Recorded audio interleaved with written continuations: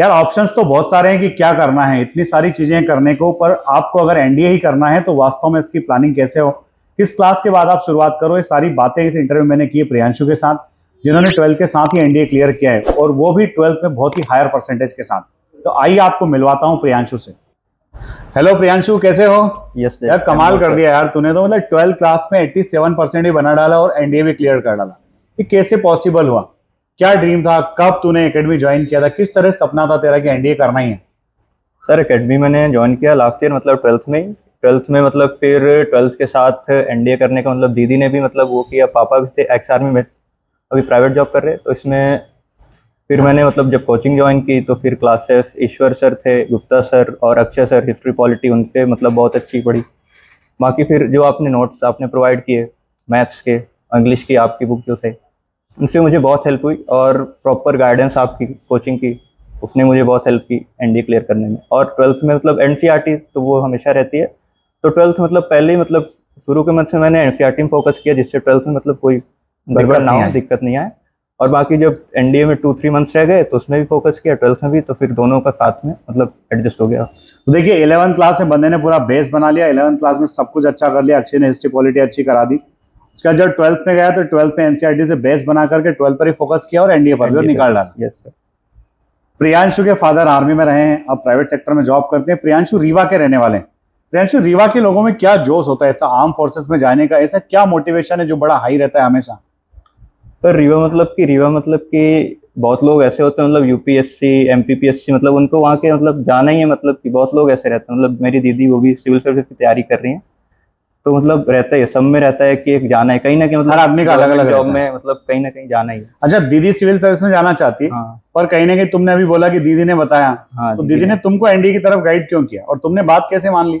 मतलब दीदी ने मतलब पापा यार आर्म फोर्सेस में थे, तो दीदी ने भी देखा मतलब कि वहाँ की फैसिलिटीज मतलब वगैरह बहुत कुछ मतलब अच्छा रहता है। लाइफ स्टाइल का मतलब रिस्पेक्ट भी बहुत है, रिस्पेक्ट भी बहुत है, इसलिए दीदी ने इसके लिए गाइड किया कि एनडीए में देखो, अगर तुम्हारा मन, मतलब मेरे ऊपर भी डिपेंड था, तो मैंने उसके बारे में पूरा देखा कैसे क्या एनडीए मतलब बहुत अच्छी हो, तो फिर हायर। तो इतना मुश्किल होता है क्या जितना कई बार लोग बना देते हैं? बहुत टफ है, बहुत टफ। इतना टफ भी है क्या एनडीए?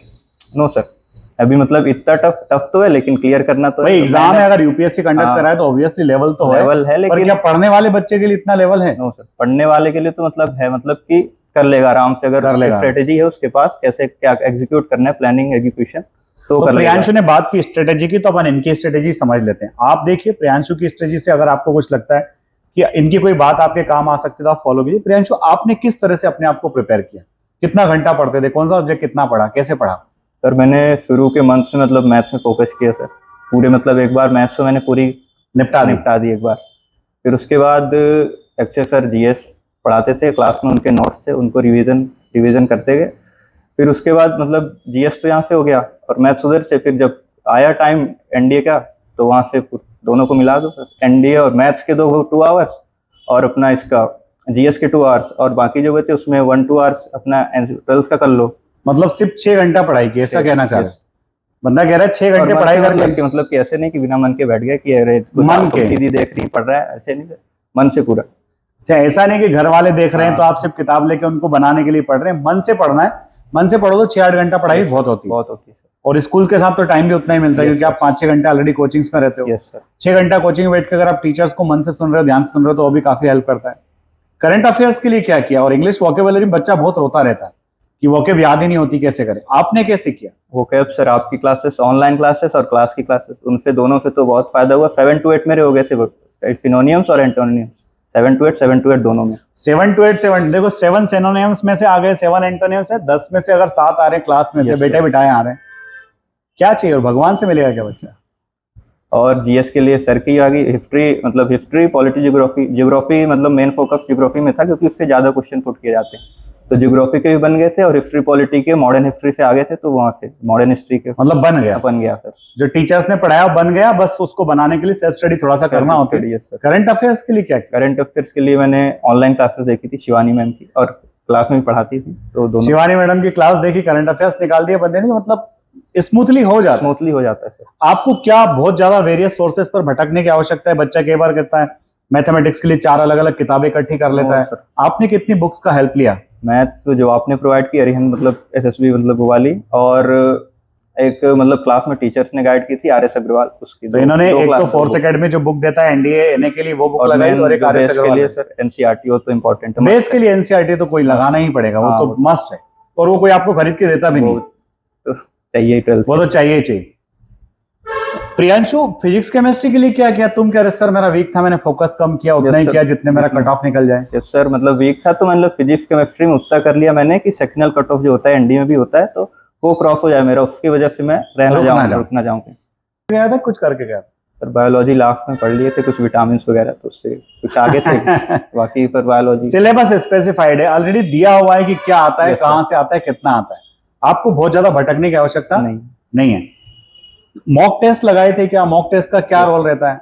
लास्ट में मॉक टेस्ट लगाए थे जो प्रोवाइड किए थे कोचिंग ने, क्लास में आके 1 to 3 आवर्स के, मतलब उसके 2.5 आवर इसके अपने मैथ्स के और उसके बाद जीएस के, तो दोनों के लास्ट में 10 टेस्ट देने से फायदा होता है। यस सर, बहुत फायदा होता है, उसमें तो मार्क्स पता चलते हैं कैसे अपनी प्रिपरेशन की, क्या रह गया कि इसको पढ़ना है।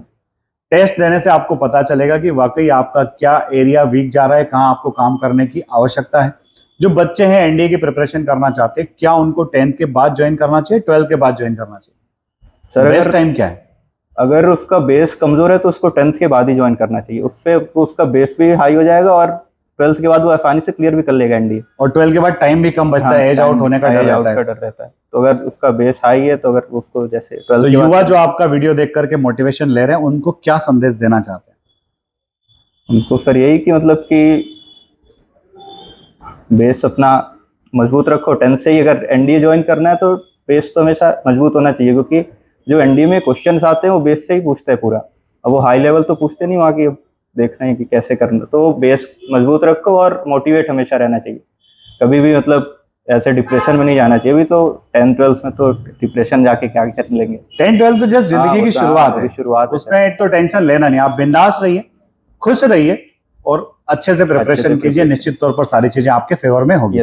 तो ये थे हमारे साथ में प्रियांशु, जिन्होंने आपको बताया कि इनकी एनडीए की जर्नी कैसी रही। अगर आपको भी एनडीए क्लियर करना है तो निश्चित तौर पर अपने फाउंडेशन पर, अपने कॉन्सेप्ट पर काम कीजिए, मैथमेटिक्स के फॉर्मूलाज अच्छे से कीजिए, इंग्लिश में वोकेबुलरी अगर आपको पढ़ना है तो आप इसी चैनल पे मेरा शाम को क्लास लगता है 7 to 8, उस क्लास को अटेंड कीजिए, वहां से आपको डेफिनेटली बेनिफिट मिलेगा। ज्योग्राफी के सारे लेक्चर्स महेंद्र सर के डले हुए हैं, खूब मेहनत कीजिए, बस मेहनत के आगे सफलता आपके लिए खड़ी हुई दरवाजे पर, आपकी मेहनत के बिना वो आपको हासिल होने वाली नहीं है।